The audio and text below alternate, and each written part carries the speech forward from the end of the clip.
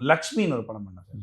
லக்ஷ்மி வந்து full dance படம் sir. இப்போ என்ன ஆகுனா, நாங்க ஒரு 6 பாட்டு 7 பாட்டு டிசைட் பண்ணிட்டு அதெல்லாம் கம்போஸ் பண்ணிட்டு இருக்கோம். ஷூட்டிங் போகும்போது தான் என்ன ஆகும்னா, சரி இவங்க ஆடப் போறாங்க. இவங்களுக்கு ஆப்போசிட்டா இன்னொரு டீம் ஆடணுமே. அவங்களுக்கு பாட்டு, சாம் நாளைக்கு காலையில பாட்டு. உடனே உட்காந்து கம்போஸ் பண்ணி நாளைக்கு காலையில. சரி ஓகே. அங்க போயிட்டு இருக்காங்க. இப்போ ஒருத்தர் நடந்து போயிட்டே இருக்கிறாரு. இங்க ஒரு குரூப் ஆடிட்டு இருக்கு. அங்க ஒரு பிராக்டிஸ் பண்ணிட்டு இருக்காங்க. இந்த பிராக்டிஸ் பண்றவங்களுக்கெல்லாம் பாட்டு.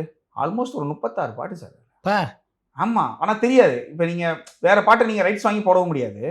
ஸோ இப்ப இப்ப வேற ஒரு குரூப் ஆடிக்கிட்டு இருப்பாங்க. இவங்க கிராஸ் பண்ணி போயிருவாங்க. அங்க போய் கிராஸ் பண்ணி நடக்கிறம்போது அங்க கேட்குதுல்ல. அது நம்ம பாட்டு.